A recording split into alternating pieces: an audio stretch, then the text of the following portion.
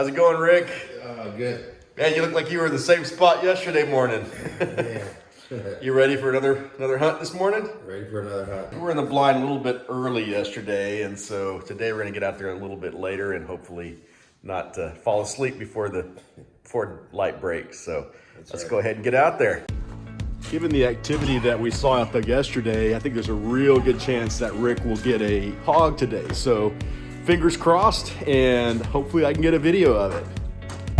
All right, Rick, what are you thinking we should do this morning? We went to the same place where we saw them pass yesterday and throw some corn out. Okay. Let's see if they, We got some corn there, and maybe they'll stop yeah. long enough to get a shot, because they were on the move pretty quick yesterday.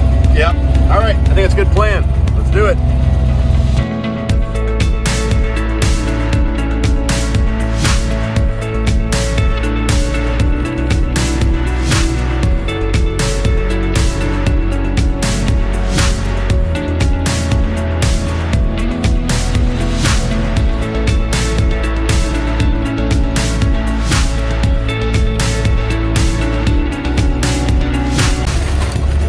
Back up in our stand.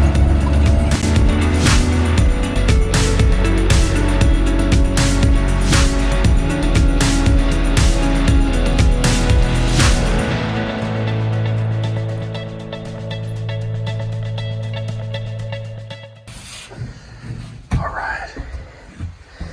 Getting set up. You want to get that heater going? Oh, yeah.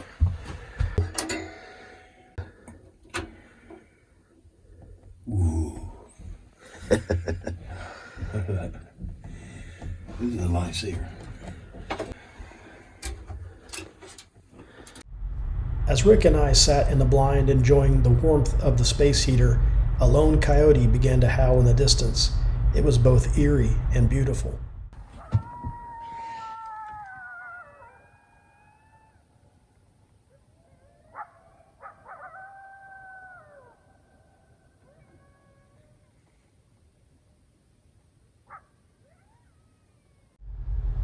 As dawn began to break, even more coyotes joined the chorus.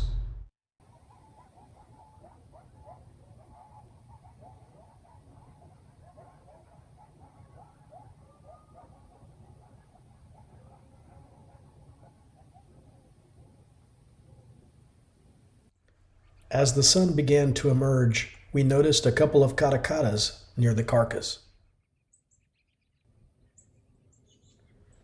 Eventually, one flew away, and we later realized that it was likely the less dominant bird.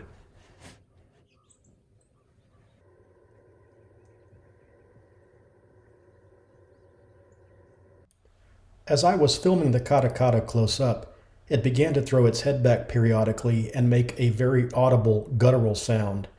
This display is meant to show other animals, particularly other birds, that it has staked a claim to its find.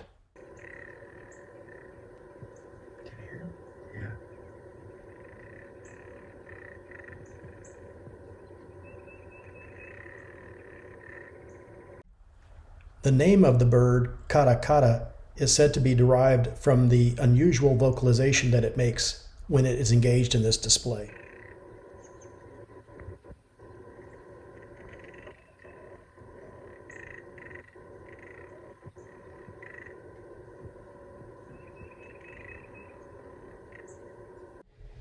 In the end, this dominant Caracara prevailed and was able to enjoy picking at the remains of the carcass all to itself.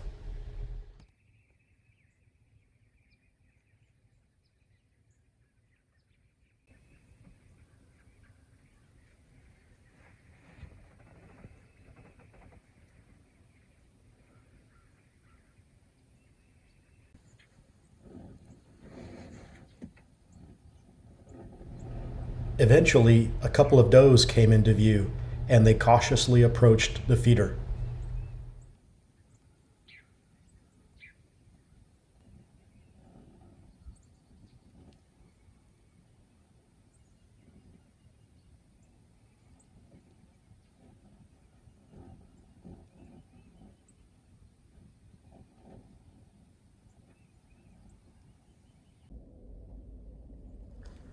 As the morning wore on and the temperature rose, the does began to leave. It was around this time that I decided to turn my camera phone off. Unfortunately, it was also around this time that a big sow showed up near the feeder. Before I could turn my camera back on, Rick took a shot and the hog went down. I'm glad that Rick bagged his hog. I'm just disappointed that I wasn't able to capture it on video. All right, here's Rick, and here's the big sow that Rick took out this morning. So tell us about your hunt this morning, Rick. One shot, one kill, and she's out of the hog population. So, you know, these wild hogs are really destructive and they're real dangerous too.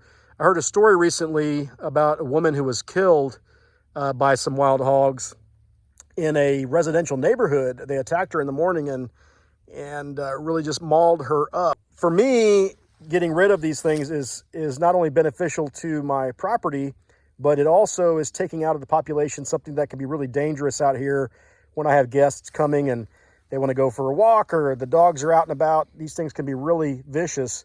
And so, you know, I appreciate your help this morning, Rick, and taking this one out for me. And now we're going to go ahead and process her so that we can use the meat. I've got my own procedure for processing wild game.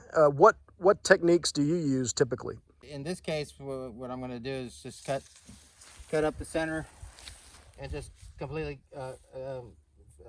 gutter or field dresser, and then we'll just carry her back over there where we're have a little more comfort and go ahead and do the skinning process. And the reason that we field dress is that you want to get the innards out because they can start to putrefy in the heat, and that'll foul the meat. These hogs are the cousin of the ones that we get at supermarkets, and they'll go bad pretty quick. So we want to get them field dressed as quickly as possible and get them on ice. So let's go ahead and drag her off into the shade, a shady spot, and then we'll go ahead and start field dressing her.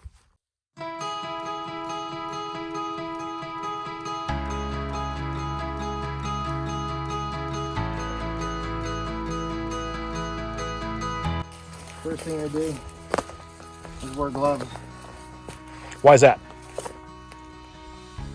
Because normally I nick my fingers, and I just one extra layer before I nick them. So the first thing I do is I go in here, I look for the chest bone, and I cut all the way up to about right there, and then I pull the skin, and then I come down this way. So I cut in here, and then I'll take my knife, and I'll pull up, get through that bone.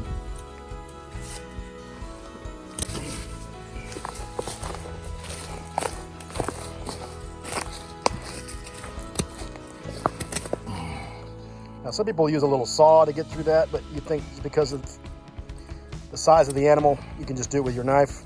Right. So the age, older hogs will be more difficult.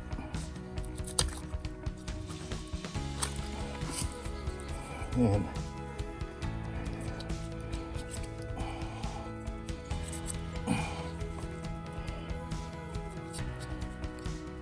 of course, a good knife helps. Now, a lot of people use zippers. I've never been able to get used to them.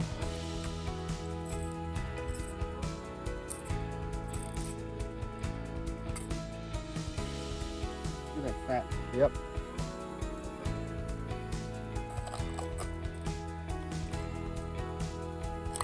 Now, this is the part where I come over here.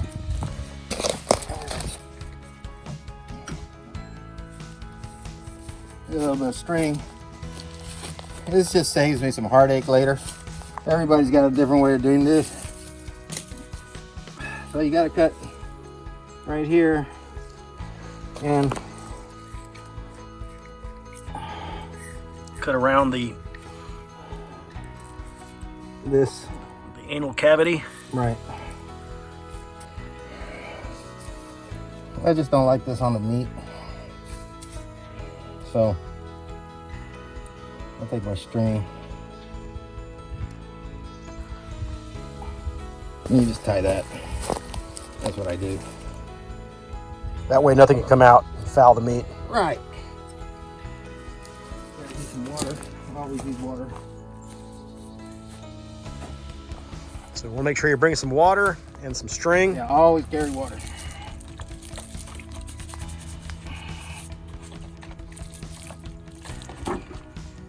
Now you know where I wear gloves. All right.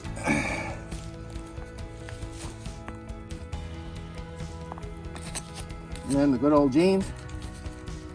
All right, so now I've gotten this far. Finish off. Get down to the bone. In here.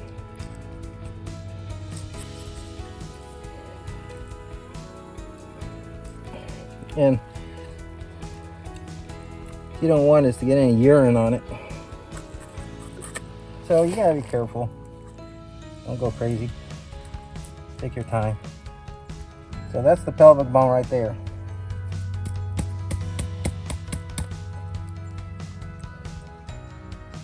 That's where an axe comes in.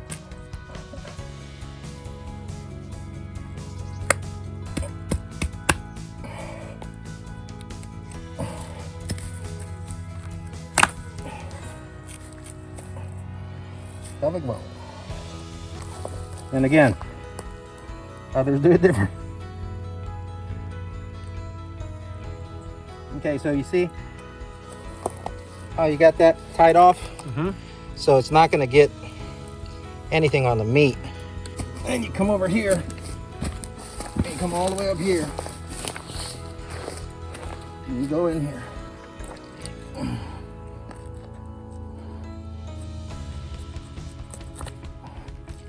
Take that off, and start pulling. Gotta get in here and get around the diaphragm. We'll have a membrane that'll keep it kind of intact, so you got to pull that membrane away. That's right.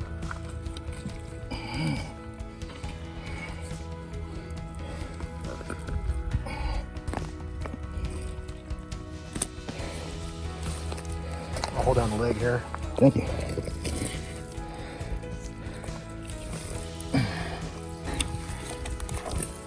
All right. Where's my trachea? Okay. One piece. And I try to do as much as I can without using a knife so that it doesn't damage any meat. This is why you broke the pelvis, so that you could pull it all straight through. There we go. There it is. All of it. All the innards. So these goes to the, these are for the coyote.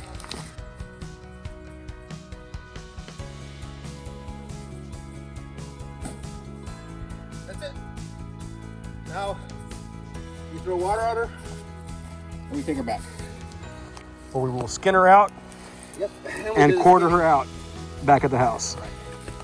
And if you've done this correctly, you shouldn't have any feces or any urine or anything in the interior cavity. Right.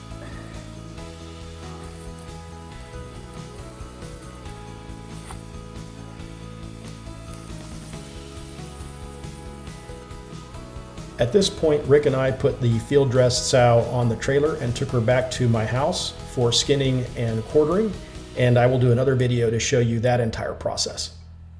That's it. If you enjoyed this video, please give a thumbs up below.